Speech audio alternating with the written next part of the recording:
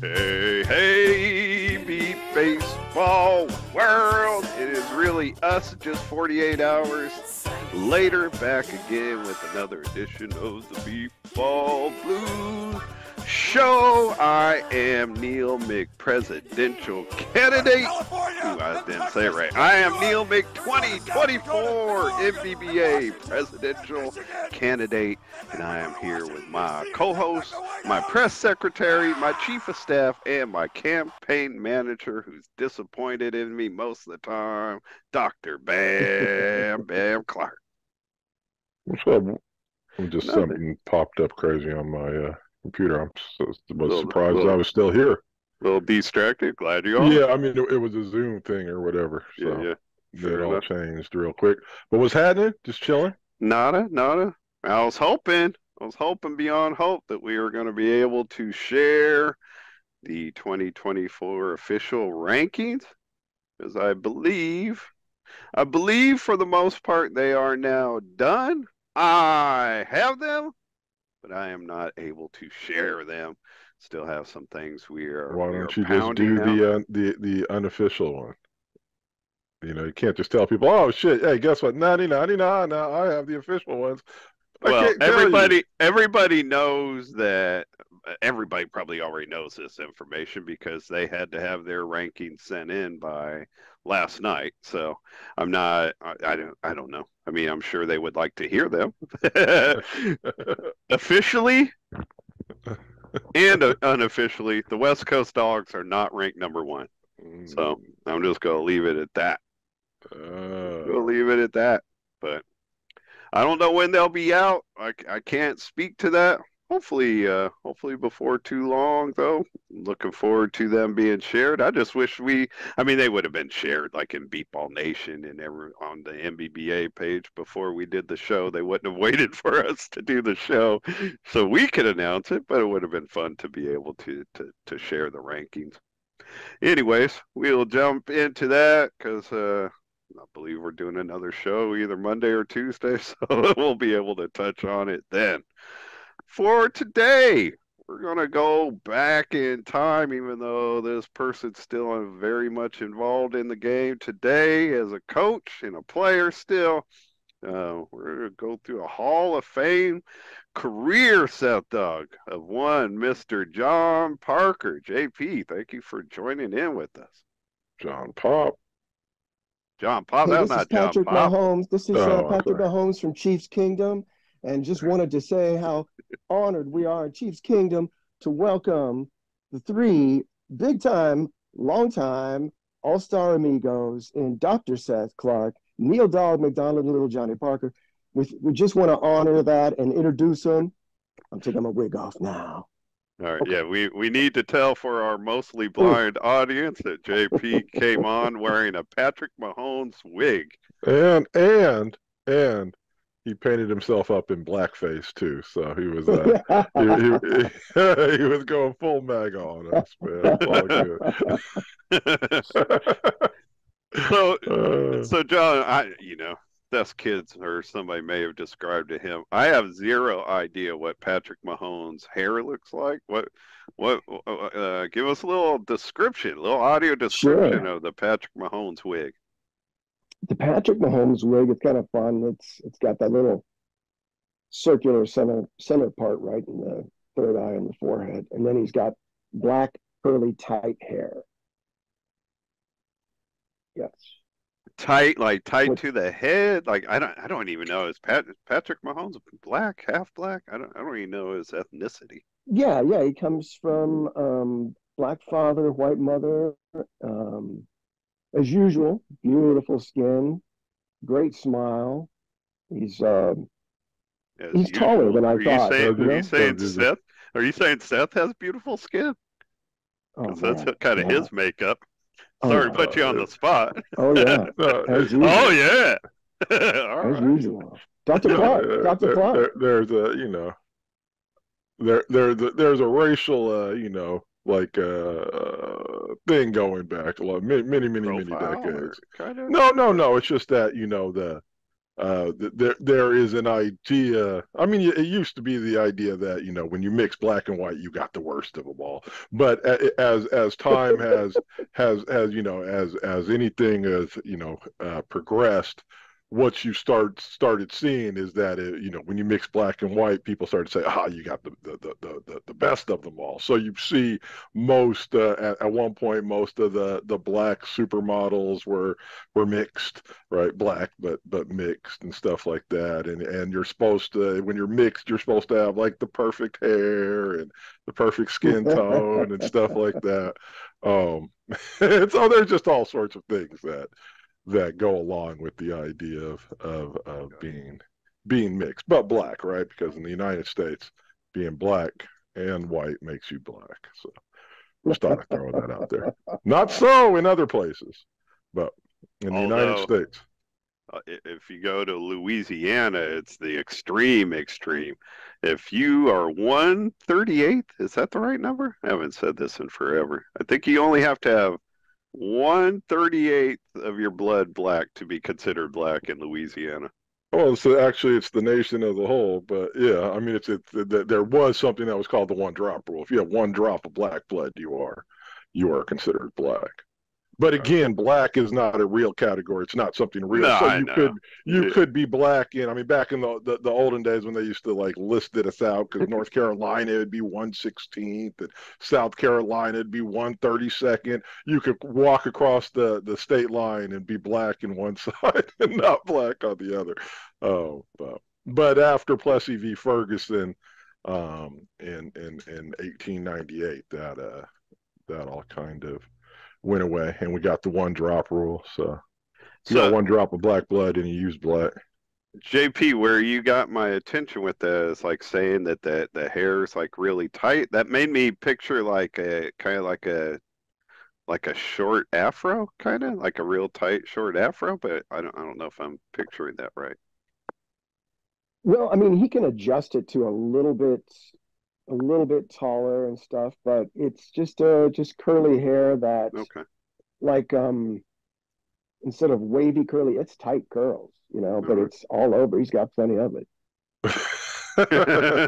Yeah, we all did at one point. Yeah. I was gonna say I'm jealous of that. I know, right? That's why every now and then I got to put that wig on, Like, I started shaving my head like 15 years ago because, man, the entire top was just a landing spot, man. So it didn't make me feel like I had hair just to have it on the sides and in the back. I don't remember. I think it was our old spotter, my good friend Mark Masterson from the Dogs, Batman, that gave it to me at one point, and I accidentally left it in somebody's car and never got it back. But somebody gave me a Raiders. It looks like a Raiders visor, but really it's like a hat because it's a Raiders visor. It had just tons of like gray hair hanging out, out of the top of it or whatever. So it looked like I was wearing a visor with this big old bushy gray head or whatever. I used to have fun popping that on once in a while, but I've lost that since. Well, enough football. Let's talk us some beat ball. Man, JP, you have been around for quite a while. Was 1990 your rookie year of beat baseball? Yes, it was. All right, we're gonna dive through your career a little bit, but let's go back before that. Like, even though I've known you for over 30 years. I don't know if you started out sighted and went blind, if you always had low vision. How'd you end up in our beat baseball world, and how do you find beat baseball? Before I forget, because that's so easy to do anymore, I did text you a ways back, Seth, but Dr. Clark, congratulations on your doctorate. Yes. Appreciate that. In 1981, I was playing and refereeing soccer. I was refereeing soccer for money. I always knew I wanted to be a natural therapeutic specialist and do all these therapies. I love it. I love my job. I live it. It's certainly my passion to share it with others, but to live it in myself. But in I was making like, $10, $12 a game refereeing soccer, and I was playing. So I It's played one pretty good game. in 1981. I'm telling you, I was a pretty well-to-do guy. Yeah. You could buy 2 McDonald's meals with that. Yes. To afford schooling, no. Okay. No, so I thought that I was going to be, a professional referee or a professional goalie, and I could make some money for several years and then go to the schools I wanted to. But I called a direct kick foul when I was refereeing, and I'm separating the players. It was Deportivo Mexico, and even though, I spoke the language, I was telling them to, push back. I had 2 different teams going there, and I'm pushing the players back for my kicker so that he has room to kick. And I don't blow the whistle yet or anything. And I just slowly turn to see where my kicker was, and he kicks the ball, nails me from 10 feet away, and snaps my head back and my neck. And it doesn't happen immediately. It takes, 4 months with each optic nerve, but my myelin sheath around my optic nerves just grabbed and grabbed and grabbed until it was, instead of just inflammation, it was degeneration. Mm. So yeah, I drove for 5 years, and I always said that I drove for 5 years up until I was, about 20 and a half, and then I just drove people crazy after that. When that's why I've never heard that.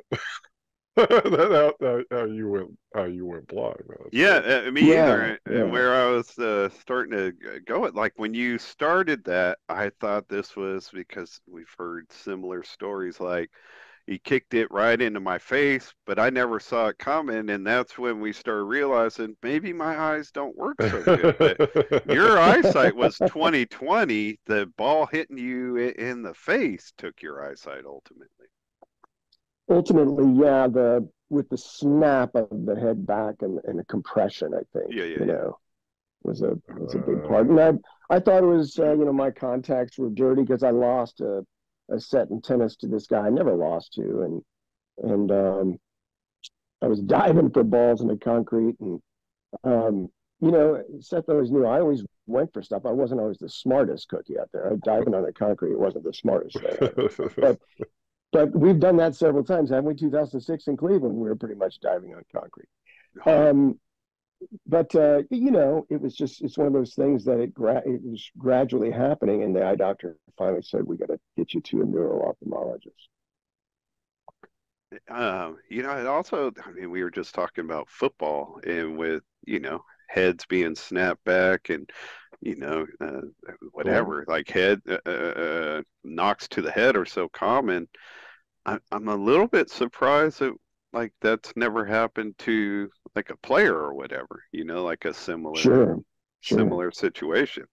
I never realized that. I guess everything's possible, but I never realized that someone just kind of getting their head snapped back like that can have such damaging results. Like to the eyesight. I would also though imagine that the fact that he was totally unready for it. And unprotected. Right, he didn't have a football helmet. Right, as he turned, and it's just there. Yeah, you don't have any chance, and then it's just, and he's always been kind of weak and stuff like that. Those neck muscles and stuff like that. Let him go. But I would imagine that it was that you were just totally unprepared for it. That's crazy. Yeah, I've taken other, when I was playing forward, sometimes instead of goal, you take hard shots coming over to you, and you got to head the ball in. But that's, like you said, you're ready. You're given force to force. Right. This one was just a total unconscious whack. Yeah, right.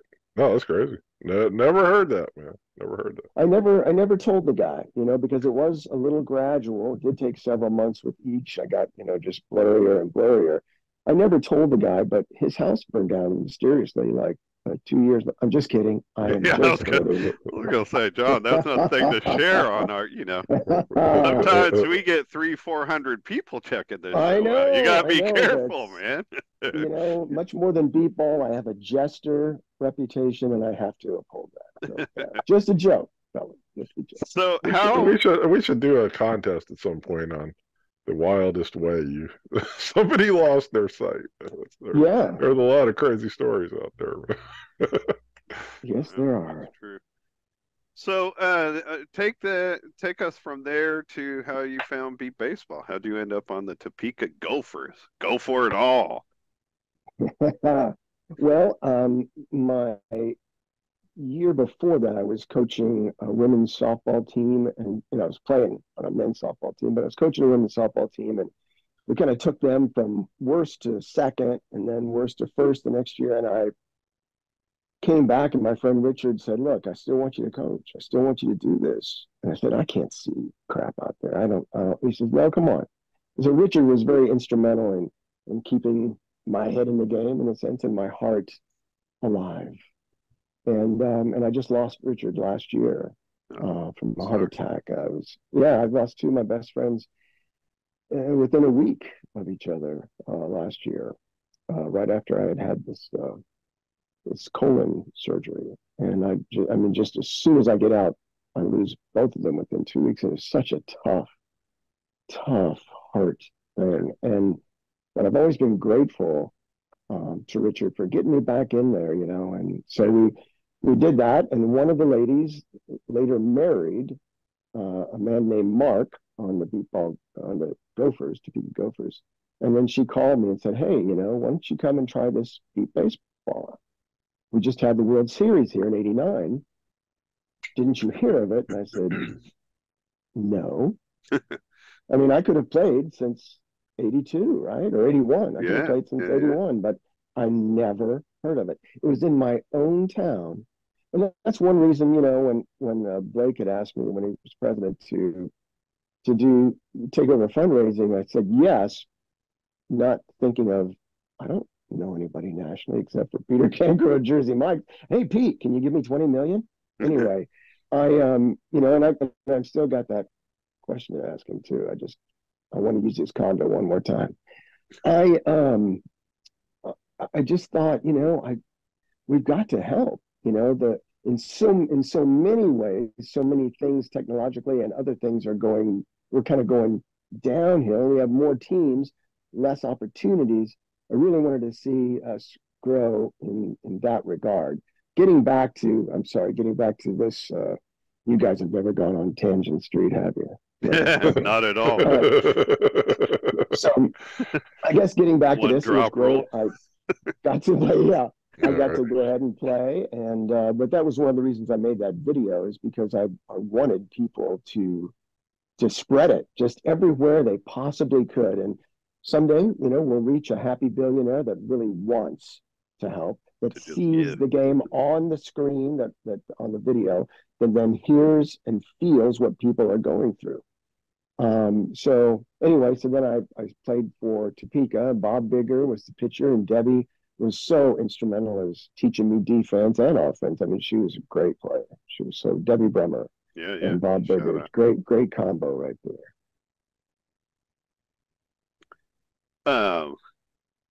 Played for Topeka for 4 years. Then I played for Wichita for 5 years. Then I played for Topeka because Doug and Brett and Chad were on Topeka and living here in Topeka. And Brett was living with me at the time, and I was best friends with them. And I just said, well, we'll come back to Topeka. In '99, it was a great tournament, as you guys know. And then 2000, I started the Kansas All-Stars, asked Wichita and Topeka people that wanted to, have a dedicated shot at the World Series championship game, and so we combined Wichita, Topeka, and whoever else, Liberal. There were some of those cities, and from 2000 to 2010, we had the Kansas All Stars. I was going to ask you about that, because I actually, when I go through like the All-Star stuff on the MBBA website, I find quite a few mistakes. I don't know how they've been made, but but just like players listed for the wrong team in years that I know they're listed for the wrong team. Like in 1986, they had Johnny Guzman listed as an all-star for the East Bay Blaze, but he was on the North Bay Nemesis. And I've just come across stuff like that that I want to help get changed because I hate that our history is, there aren't always going to be people around that can pick up on the little mistakes. I would love to get our history fixed as best as possible. No, that is so important. And Bob Yeah. Bigger they had a committee, he and Kevin Barrett Yeah, and yeah, several other people. yeah. You may be on that. Are trying to I'm do in the just that. mix. I haven't been very good about responding to Bob yet, but I am totally into what he's trying to do. I've been in more contact with Kevin, but I am totally into whether I become president or not, it doesn't matter. I'm totally Sure, into sure. helping them with that. But I noticed that you were listed as a Topeka Gopher in '99, and I Oh, thought that was another mistake. I was going to ask you about it. I wasn't just going to assume it. But you already answered oh, that. I don't remember you playing for Topeka in '99.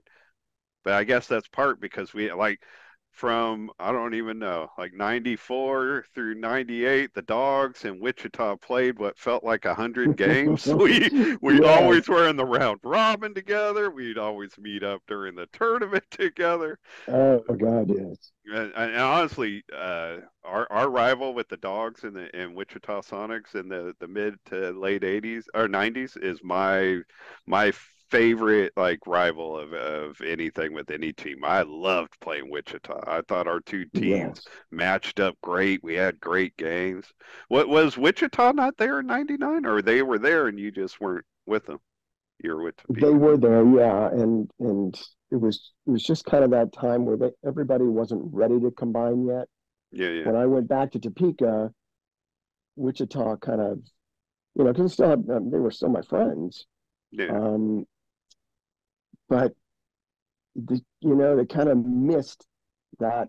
I think that spark and that camaraderie and that financial help, but they missed some of the other things, that we all did, and and I think by that time, that next year, everybody was ready to combine. I just had a meeting with everybody and just asked them to think about that, and we can think of whatever a name was. I mean, we had no idea on the Kansas thing, so we just said the All Stars of Kansas that wanted to play. So that's what we did it that way. Who knows? We didn't.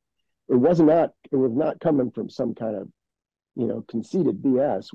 We had no idea what last name to make Yeah, them, yeah, and we yeah, certainly yeah. didn't want to be the Kansas Sunflowers. Yeah, that wasn't going to be it.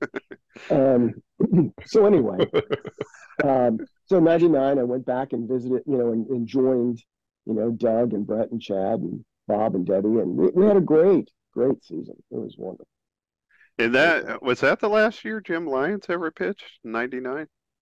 It was. He was supposed to come in 2000, and I had the practice here in Topeka, the first practice here in Topeka, and everybody came down here, and I said, "Where's Jim?" Uh, Jim, unfortunately, found some tough times right then, and went off. Um, That started the Jim Wolf era. started the Jim Wolf era, and we were kind of looking for a pitcher, and Jim, he stepped up. He was our catcher, but he did it. He did a good job. Jim He was did. just the quintessential whatever you need guy. He did. Jim Wolf has been a great MBBA person. Period. He Oh started out man, with the Austin. umpiring, catching, It yeah, started out with the Austin Blackhawks. Fell in love with Catherine, and she was part of Topeka at that time. So he moved to Kansas, and they got married and have had their kids. yeah. And he got involved with you guys catching and pitching, and later became an umpire. So Wolfie's been a great MBBA person. But Oh real man, quick yeah. on Lions, he was one of my favorite people in beat ball. I love Jim Lyons, and I was sorry when he like kind of fell on hard times and got out of the game. But man, I will always wish him well. He was one of my favorite people when I used to get to compete against him. Yeah, and whenever we went back to Wichita a couple times years later, I was so happy that Jim kind of resurfaced, dug Cool. himself out of the hole, Cool. and I got to see him again. And now Jim was always a very confident guy. He might talk out of his butt a little bit, but he was very confident, and it was hilarious. He go, "Hey, John, I could do better than that." I'm just going, "I know, Jim.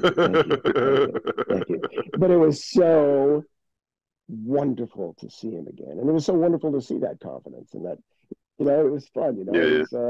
He was a BSer. I don't know what I can say and what I can't say on here, so I'm just gonna be nice about my words here. Just try to He was a keep it like BSer, but he was fun. PG-13. You're good. Sure, he was a BSer, but he was fun. But he had the slowest loop pitch ever, and Seth has hit off a Fonzie, and he knows when you hit off a loop pitch, your swing isn't going to be the healthiest swing you've ever had necessarily for your body, but you do it, and you can really crank the crap out of that ball. You can pop it up for a long time. In fact, my favorite memory against you, Neil. My favorite memory. I actually do I hit not. that ball way up to right field. I ran to that base. I hit the base, and the ball bounced right in front of you before it hit the ground. What year? What game, man? What year? I don't remember, but I'm telling you what. And Neil, I ran right back. I took my blindfold off and ran right back to Neil. He says, "Oh, I saw pretty decent. Well, I saw decent enough to walk, run back around to the bench." So I took it off and I went up. "Hey, Neil," he goes, "Ain't fair, Parker. That is not fair." I love that. I love that. That was so much fun. Because with Jim, you could really pop the ball off. Yeah. No, he threw that lollipop ball pitch, and you guys, a lot of you, especially you had like a golf swing and a half back then. And when he made connection, and even though like percentage wise, that sounds like it would be low, like Jim Lyons was he made high percentage contact. He I did, remember in unbelievably so. the '97 championship game, he had a perfect game against Austin. It was amazing. I mean, he really did. With that kind of a loop pitch, there's no way you're going to have a high percentage, but he did. Yeah, no, you guys were tough to defend against. You had a good lineup. Let's run down. I want to run down some of your highlights. Not even some of them. I want to touch on all of them. And wow. We're going to touch on all all his all-star, all the geez. all-star. I'm going to mention all his all-star appearances because I think it's worthy. I didn't do this with every year, but the very first one in 1990. This all-star team from 1990 is a who's who of beat baseball. So I wanted to run through the whole thing. 1990 was Chicago, Illinois, our offensive MVP. Former president Dave Smolka with Mike Woodard pitching to him on the Bluffs. Ron Brown, downtown Ronnie Brown, was on that all-star team with the second best average. Danny Foppiano. Indianapolis. Yeah. The Indianapolis Eagles, I should have mentioned. Danny Foppiano, still playing for the Albuquerque True Side at that time. Yes. This is one when I mentioned I wanted Seth to be here for this. From the Houston Bombers, Leroy Rodriguez on the all-tournament team. I didn't even realize, and obviously Lee probably goes back to the 80s with Houston, but I didn't remember Lee from that far back, but Lee Rodriguez on the all-tournament team. Oh, somebody that I wanted to touch on. The last two are you, John, and Shawn Burke, your teammate. I remember that 1990 team. In fact, Seth and I kind of briefly talked about it just the other day because we were on the East Bay Blaze and we played you guys in the round robin. And the round robin had you guys. I don't know who the fourth team was, but you guys, Austin, and us, and the games between those three teams were all close, tight games. But that was when we had the championship round in the consolation bracket, and you guys got sent down, and we went up with Austin. But that lineup you guys had that year, your rookie year, with Shawn Burke and Bawb and everybody, like you guys had a really good team in 1990. Mike Kirby was on that team. And, Kirby. It was crazy. It was a good, really good time. And I played deep. And Seth, which I did find out why he was called Bam Bam, hit it over my head and actually hit a home run. So it's funny. You guys, I always hear Neil talk about, oh, well, the round robin back. I was like, I can't remember a single round robin bracket I've ever played in. I can't remember them all, but there's, for whatever reason, there's just some that jump out to me, and that 1990 tournament in general always jumps out to me. That was our first year, all of us playing. You, Eric, Don, and I always all being together. I could never. I mean, without like John or Eric telling me, I could never tell you who I hit that first. Who I was playing when I first hit that first home run. Actually, I don't the home run that I give you credit for in 1990, you hit against Albuquerque. I don't remember you being given credit for hitting one against Topeka. If John was out there instead of happened, I'm gonna give you credit. I was running after that thing. I was running after that thing. Believe me, they're yelling at me, "Stop! Stop! Stop!" Boom! The one you get credit for having hit the very first home run, because 1990 was the first year of the home run line, and that's when it was at 180. That was against Albuquerque, the one that I talk about. All right. Yeah, that was pretty exciting, Albuquerque defending champs. We played them in a 7-inning game, beat them 14-13. It was a great game, and that was a highlight from it, is Seth having hit the first home run. But I'm going to go around saying you hit 2 that year, and if anybody needs to check the facts, call John Parker. Call John Parker. He's a card-carrying historian. That's right. Oh, yeah. So that was a fun kind of lineup to go. Oh, I wanted to ask you about Shawn Burke though, because he ended up going to Fort Worth, right? Did he move to Texas or something? I thought he ended up playing with Frank Mathena in Fort Worth. He did for just a little bit, and then he moved back to Topeka and had his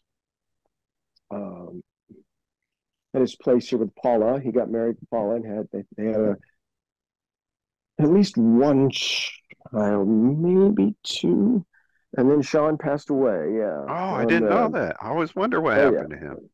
Yep. Oh, I'm sorry to hear that. Yes.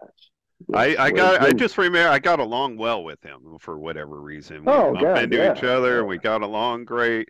And then I just don't remember what happened to him. And I never heard that he died. I'm sad. So we talk about Jim and him going down the drug path with Shawn. You've heard of gym rats. Well, Shawn was a bar rat. That dude could talk to anybody. He should have been a politician. I'm just telling you right now. He could talk to anybody about anything, and he was in the bar. Woo, that guy could put away some beer, but it got to him, just like anybody. It gets to you after a while. That's bad stuff. It was tough. Yeah, it was tough. And he had such potential. We tried to get him to come out, and play some more, because he had fun doing it, Right. And but once sometimes any of us get to that point where we get resolute and let the ego take over in survival mode instead of living mode, then we just kind of stay, and that's what we did. So we tried to get him out. He's a good guy. Yeah. Rest in peace, homie. Thank you for that memory. No, thank you for kind of completing. I mean, I don't like the ending, but I've wondered about that guy for 30 years. So I guess I should have asked you sooner. All right, so that was 1990, your rookie year. 1991, Houston, Texas, made the offensive tournament team again. 1992 in St. Louis Park, Minnesota, made the defensive all-tournament team. That's the one time they let me play shortstop.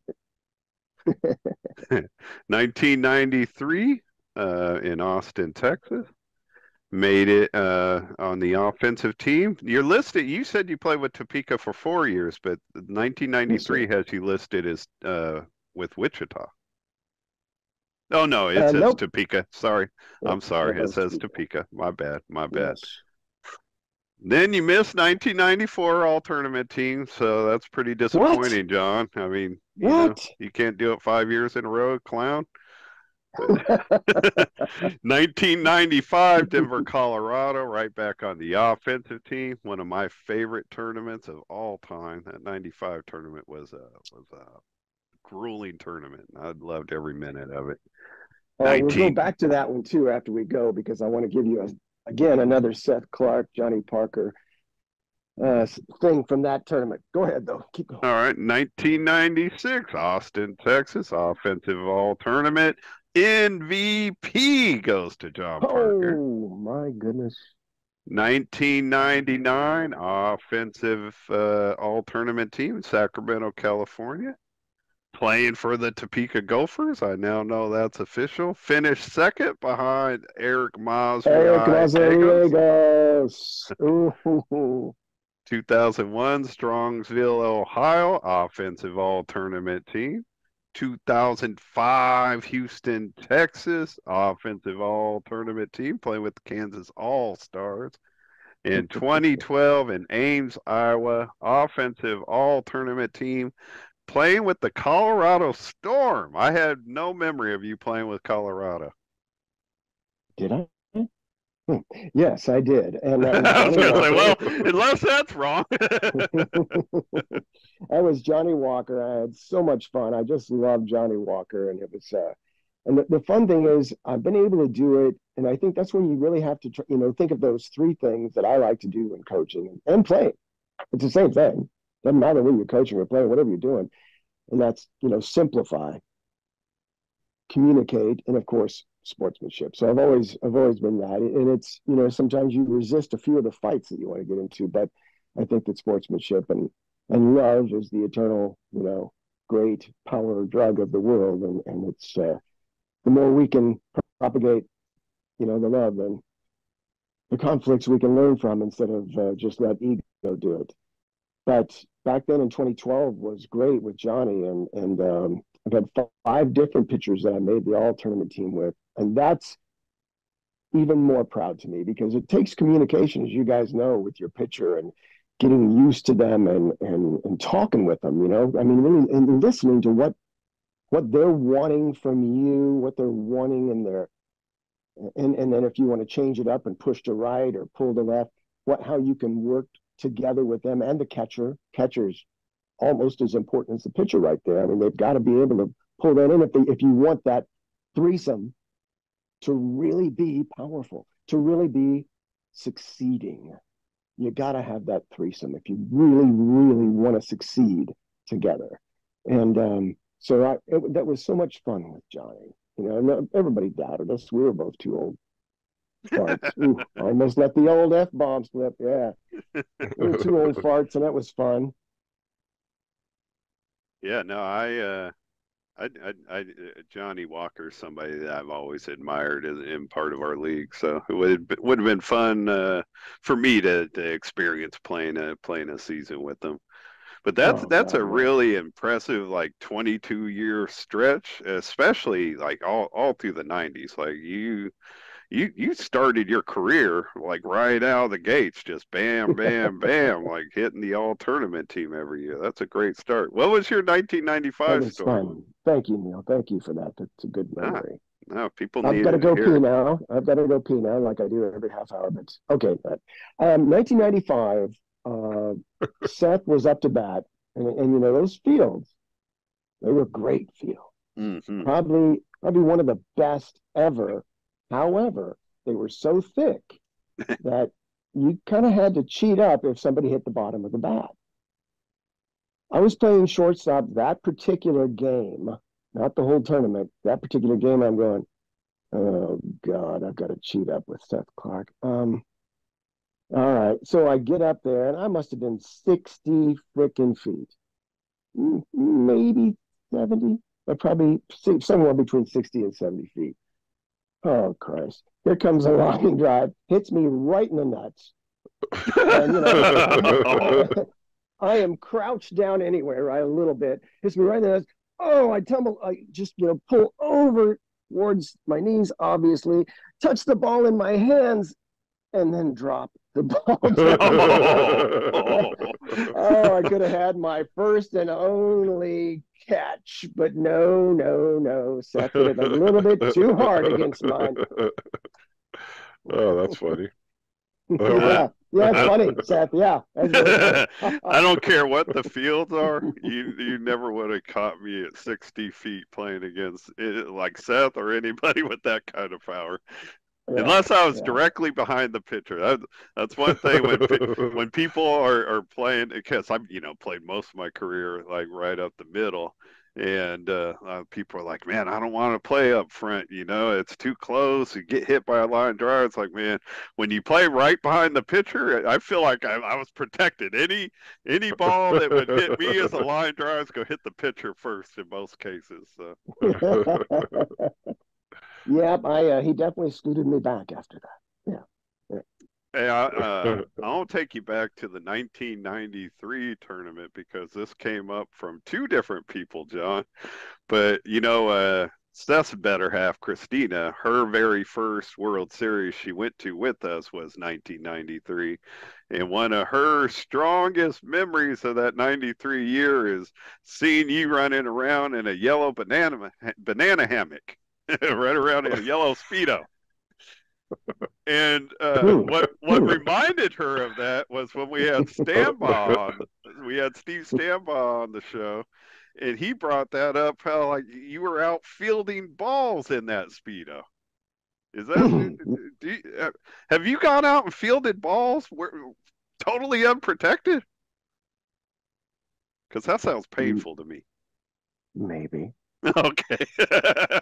Yes, I did. And you paid for it. It was my younger and wilder days, and yes, I did go out to the practice before the next day's games in my Speedo at that time, and Speedo and cleats. I did wear cleats. That's a sexy look. Thank you. I was a competitive swimmer for 15 years from the time I was 4 until I was 19. So I spent most of my years under 20 in a Speedo. Never once put cleats on and left the pool, though. Never once. Never once, for some reason.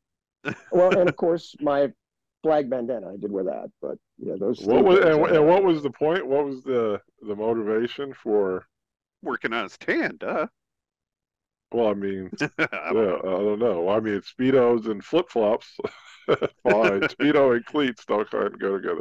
What was the motivation? What were you trying to prove there? That young, dumb, and full of... Anyway, I just... I just did it. I don't know. Just rolled with it. Hey, I know what let's do. I was kind of like physically. Go ahead. I was kind of a hippie. I was kind of a hippie back then, and I was just in it to have a great time and contribute. And that one, I might have contributed a little too much on that one. But, we learn by doing, right? We learn by doing. I mean, several times with my white bicycle shorts that I would wear instead of white longer pants out there, Doc Bradley would tell me, John Parker, you got to get rid of those pajamas. It's a disgrace. I go, all right, Doc. Rest in peace, Doc Bradley. And I wasn't gonna point that out specifically, but since you did, like I literally can remember a board meeting when Doc was just pounding on the table. Young people can see his genitalia. And they can't because bicycle shorts are way too tight, so they couldn't. But anyway, it's all right. Yeah, I remember he was very much against your bike shorts being part of a uniform. Yes. Rest in peace, Doc. Honestly, then it was so sweet. Chicago, we were playing Chicago one day, right before the Chicago game. And I love JT Herzog, a great guy. And I was friends with all the Chicago people. Julie brought me over at that time, Julie and Chet. Julie brought me over some interesting lingerie. Because they knew the story too, and they were having fun with me. Oh, so I came over and I gave JT a lap dance with that lingerie on.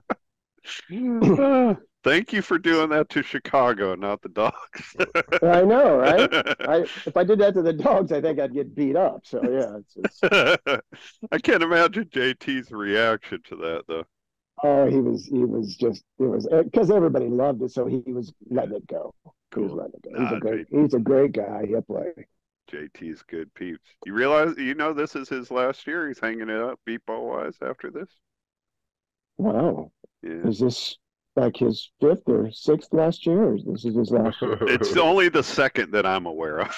Okay, all right. But People always ask me that question, Yeah, right. When he walked away from the World Series before, I think he was always still involved with the comments. I think this time I don't think he's even going to be involved with the Bolingbrook tournament going forward. This a real retirement to go spend time with family and grandkids and stuff, as I understand it. So nice. Shout out to JT. That. Yeah. Yes, sir. Years and years Great of family. dedication. Great family. I've never met. I don't believe I've ever. I mean, I know his son is a player. I don't know if he stayed around the game or not. I don't think so. I don't think he's been involved. He's out there in California at AT&T. Oh, is that right? Okay. Yeah. Yeah, I've never met his son. I've never met anybody in his family, so Right. I can't comment on that. But I believe it. He's a great dude. So. Oh yeah, Johnny, his son's smart. Adam. I mean, the family is just very loving, very good people. His wife's wonderful, wonderful person. I've gone to dinner with them before, and I thought they were going to pick up the check, but they're very wonderful. They did. But no, it's wonderful people. You just can't beat them. Nice. So, what's your greatest game you ever played in, John? Yeah, that's a good question. I was getting ready to transition into current times with the Hurricanes, but that was a good. Well, I do remember going. Now, this is the difference between Steve and I, all right? Since Steve went ahead and mentioned that story, let's go ahead and mention Steve's story.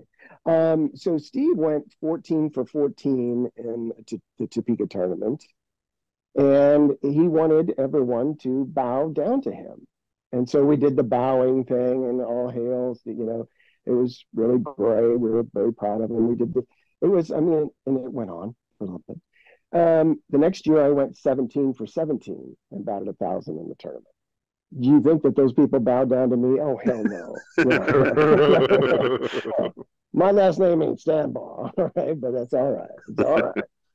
He was fun. He was just a quintessential all-around great player. Oh yeah. Just offense, defense. He was good.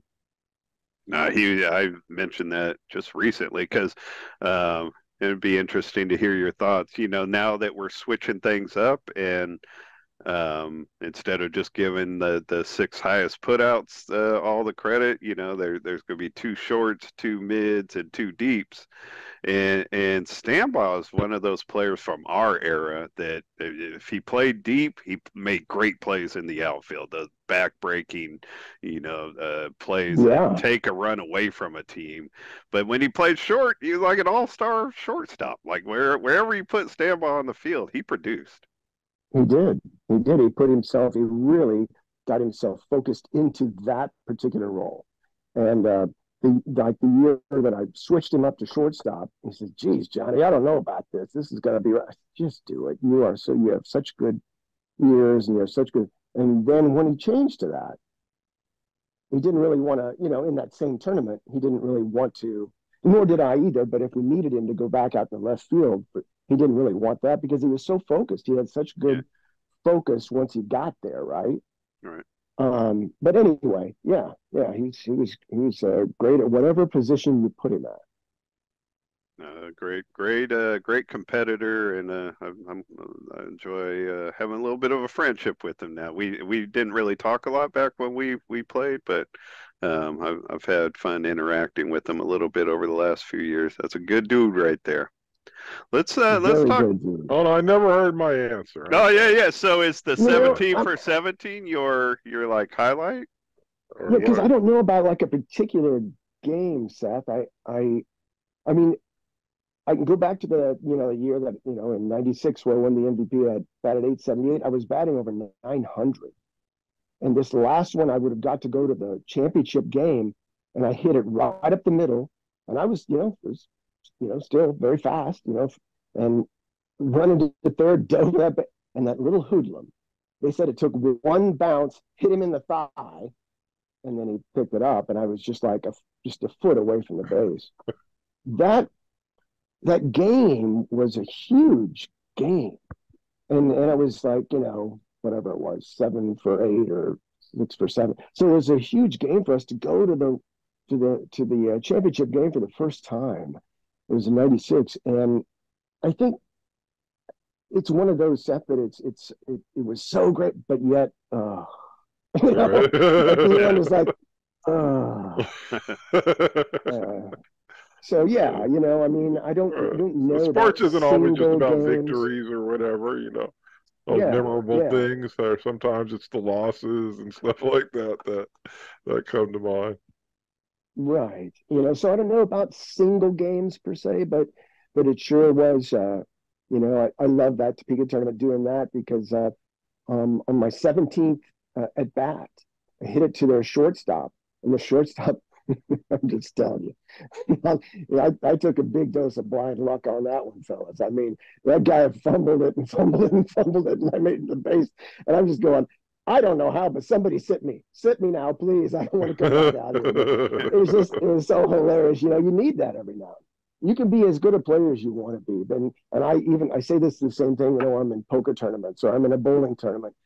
You can be as good as you want. You can have all the skills. You can work on your talent and work on your craft, but you got to have some luck. You got to have some fortune with you. You can't just. Yeah. I mean, I think Seth and I have talked about this. I know Foppiano and I, when we were playing together, talked about it. It's like, honestly, I sometimes would rather be lucky than good.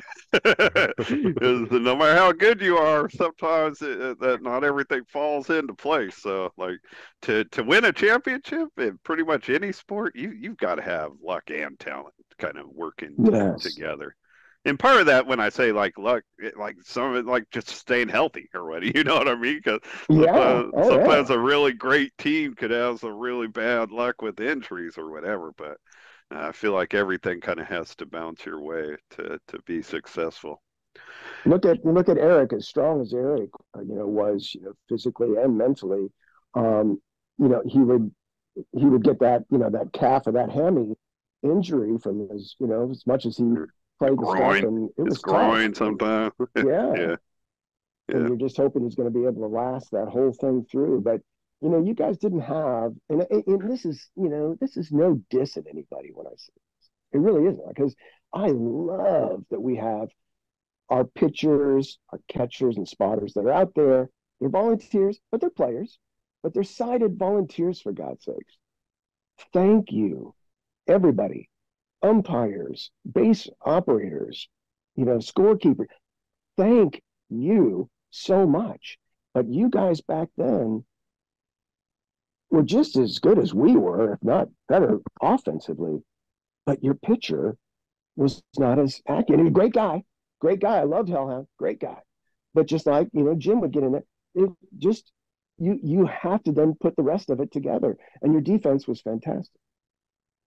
Oh, listen, the stretch you're talking about, like when you were with Wichita, we played with 3 different pitchers during that stretch. Where you guys had the same pitcher. We had Henry Woodford, Brian Doris, and Greg Parra. Kind of each year, somebody, one of them couldn't go. And so Henry. I haven't heard Henry's name and Greg's for a long time. Those are good people. Yeah, no, definitely my peeps. Look, right, John, you've got a client in like 15 minutes, so I want to make sure we keep moving and don't leave out your Houston Hurricanes. For those that don't know, John's an assistant coach on the Hurricanes, still playing. I think he went like 5 for 7 last year or something like that. I know you didn't have a ton at bats, but you scored. I went 10 for 17. I batted .580. Oh, all right, maybe that's the 5. I was remembering the 580. Yeah, that's it. I don't know. But No, you're still out there producing, even though like Kalari Gertley Jackson tells me you got an artificial hip on each side. Is that true? Just on the right side. I Oh might man. exaggerate it by telling her Yeah, no, it something sounds about better. That's a better story. You have 13 brothers and sisters? No, just 8. Yeah, 13 sound better.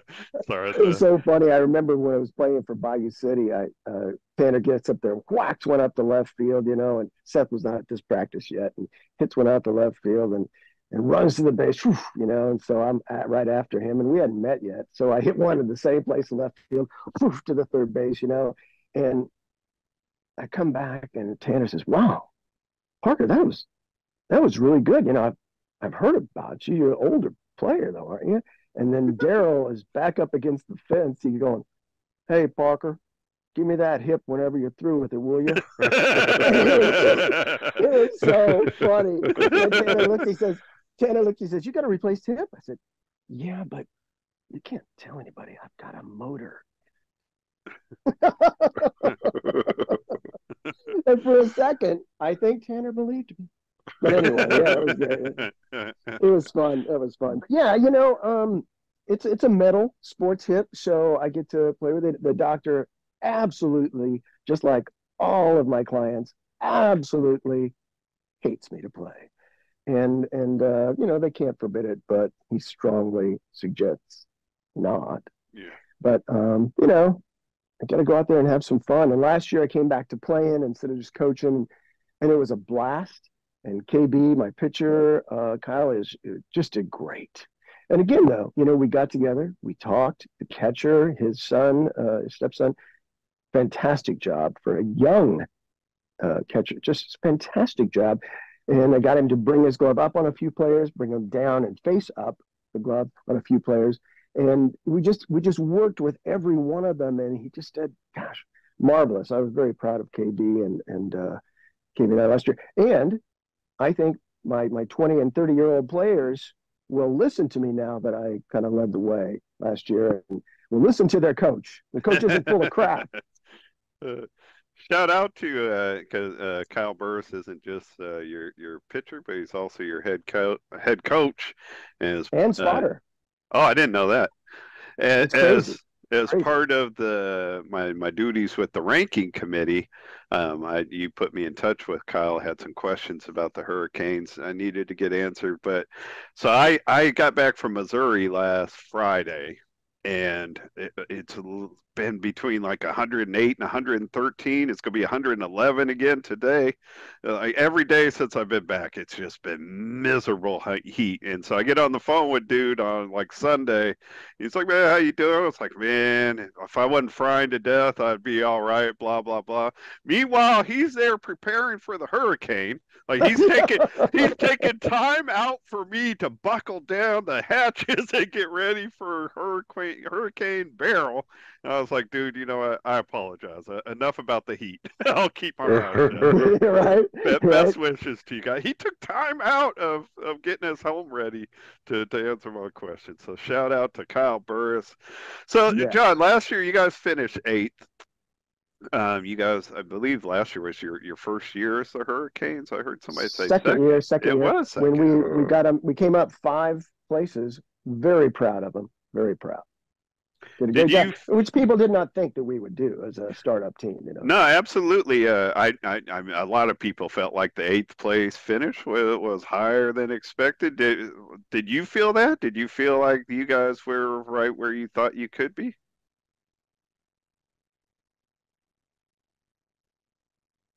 Neil, I mean, I was like, man, I thought we lost connection. Yeah, I was like, God, I guess I'm cut off. Dramatic here, pause.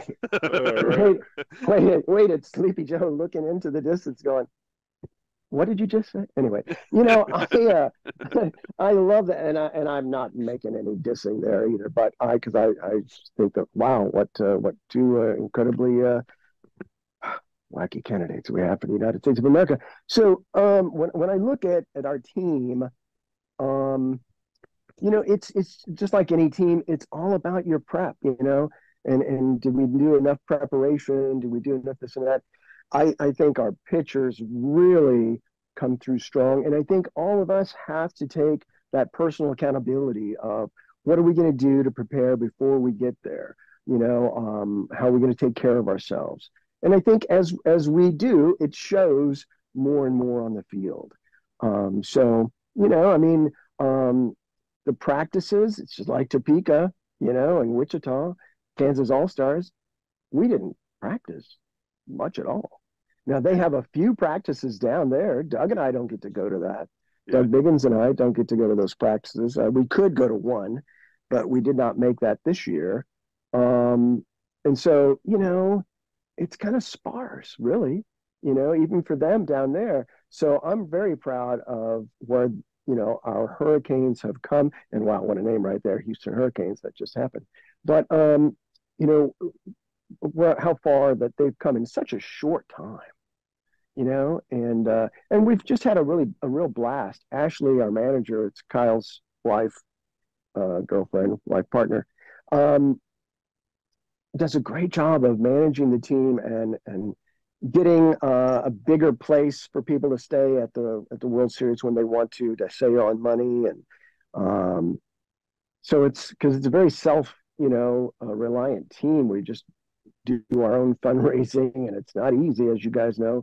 So, yeah. You guys do like an Airbnb thing, like at the World Series?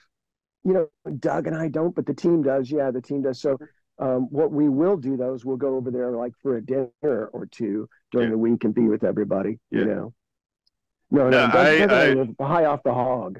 When we, because I'm an assistant coach on the Sirens now. When we went out to Vegas for that tournament, we stayed. Well, most of the teams I think that were in Vegas stayed in the Airbnb. It's the first time I did it, but I thought it was kind of cool actually. Nice. I think it would have been fun to do that back in the day with the dogs. Make it easier for us to have our poker games. Oh. So, because I don't know how we did that back then either, Neil. I don't know how we did. Kansas All-Stars, we always played poker, always had a poker tournament going. People were coming by, joining in the tournament. We had one or two tables. Now, how would I get the time to do that stuff? For God's sakes, I have to get up at 4 a.m. and use the restroom and make sure I don't have to use it out in the field, for God's sakes. How would I be able to do that late at night? Yeah, how can right. I can relate to how that. can I put this all together as an old dude, Shit. I don't know if you no, you're good. I don't know if you remember, but in the 2004 tournament, I played with Oklahoma that year. The Dogs didn't go in 2004. Yes. But we had like on the Monday before the tournament started, I think it was, we had a full-on Texas Hold'em tournament right in the lobby of the hotel. Do you remember that? Yes. It's in Columbus, Ohio. Right by the front desk. They didn't care. We had a full-on, like 2 tables. There were like 20 people in a Texas Hold'em tournament. That was really fun. That was really fun. So, because I got to get you out of here. You got to go back to work in a few minutes. Tell us about this year's Hurricanes team. How do you feel going into the tournament? How's our boy Hunter the Bull, Mouton looking? Juan, how's everybody looking? Juan's defense keeps improving. His hitting is consistent. Hunter can smack the crap out of the ball. In fact, I think it inspires KB to wear more protective gear. And Blake, I think Blake's going to go to the younger pitcher because, again, he can crank that ball right up the center. And that's, I told him, don't hurt my pitcher, hurt our other pitcher. Yeah. No, just don't affect my turn. So I think it's all right. Come on. So, yeah, I think we're going to have a great time. It's the team, we have fun together. And I think that was one of the cool things about last year is we had a good time and we surpassed what we thought, which, and we surpassed what everybody else thought, but we surpassed what we thought too. And then as and you guys know, as momentum comes, then you think you're going to, you can conquer the world then. But to me, getting that was great. That was remarkable, for a young team trying to get things together, not getting to practice as much as Indianapolis teams, as anybody, as other teams do. But, I thought it was really remarkable. And so, yeah, I look forward to going out there and 35th year. Yeah. having a good time with everybody. Wow, that's impressive. Well, Hmm. very cool, man. We only have a few minutes. I don't have anything else to throw at you. I don't know if Seth does, but do you have anything that you want to put out there before we wrap things up? I want to echo what you said earlier about, the Dogs and the Sonics. It was such a great rivalry. I mean, we respected each other. It was a bit nasty on occasion. I think you guys were like the Detroit Pistons of the beat baseball. I'm just telling you right now, you No, guys were a little when intimidating. we started the Dogs, we really modeled ourselves attitude-wise after the Chicago Cobras. We liked that the Cobras were kind of the bad boys of beat baseball. Uh-huh. Yeah, And yeah. and our very first tournament in '94 was the Dogs. We played them in the round robin and beat the crap out of them, and we rubbed it in their face during the whole game. Oh, It's literally one of the ugliest games in the history of beat baseball, and it was because we were just rubbing their face in it or whatever. So I mean, that's what we went for. You're not offending us. Say we were the Detroit Pistons or whatever. We oh strove for no. that I at the didn't time. think that I would be offending you. Yeah, no, we're very proud of that. We went out of our way to be that team. But somebody with a doctorate in history and can remember well too knows that I said simplification, communication, and sportsmanship. Sportsmanship, yeah.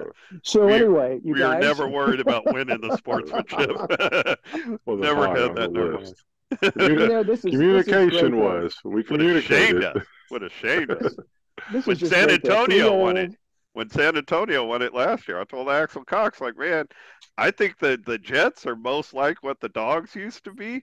I was like, but we never would have been so weak to win the sportsmanship award. You guys should be ashamed. We'd never have been that weak. well, this has been wonderful. Three old warriors. It should have been fun. Fun playing against you, fun talking with you today, and playing with Seth. Got to play with All Seth right, Yeah. for we several did. years, and that was fun. He when I had somebody uh, just giving me crap when I missed a ball in a place that I hadn't done for a while. I missed a ball. Oh my God, they were giving me crap, and Seth just stood up and said, "You shut up." And wow, big dog. Thank you, big dog bites. Yeah, I said, yeah. I went there and stood behind Seth. I said, yeah, Thank you, Daddy. yeah. Take that back. Yeah. Yeah, but anyway, it was great playing with Seth, John too. Parker and I have been in Vegas together. I took Oh, a trip to yeah. Vegas with John Oh, Parker, man. that was a Only time, blast, first man. and only time I've been to Vegas. John Parker in the house, man. That The was stories fun, you wasn't it? shared with me, I don't think we should put on the show. But I remember Oh, that was just doggone it. that's just a couple years ago, right? Yeah, right before Right Yes, before buddy. COVID. Before Yeah. COVID, yeah. Yeah, and Everything's a blur since it. oh, I'm telling you, JC, oh, I don't know how he did it, but boy, he was just helping all of us out there trying to keep track of, come on, you guys, come on. And great guy. I had the best talks in the world every week with JC. I miss him. He was a really good soul. Good soul. Good But man. that was a fun trip, Seth. Yes, it I'm glad that was. we did that. And JC kind of orchestrated things like that to get us off of the grid and together. And I thought that was a great team thing, good friend thing. Team building, team building Yeah. stuff. Yeah, That's fun. def. Well, John, this has been a lot of fun, man. I enjoyed going back through our old times with you, dude. Thank you for carving out some time for us. Appreciate you. Well, thank you very much. And I would like a parting gift if I could. Being one of the fastest in the league for probably the first 10, 12 years in my 30s to 40, even though I started late. And now when I go sprinting down to that base, could I get a parting gift from the Beat Ball Blue show of some oxygen? I want some oxygen, maybe even something ahead of time to pump me up so I can get to the base just a tad bit faster. For God's sakes, I'm going to that base. I said, remember when? I go, no, I can't remember that now. I wish I could. Jesus, how was I at that speed? I can't believe it. Not only would I be happy to oblige, I'm going to bring some WD-40 for that metal hip of yours, too. I don't want people to hear you squeaking. I don't want them to hear you coming. Oh my God, I love that. And thank you, Kalari, for putting that in there too. Yeah, it was very nice.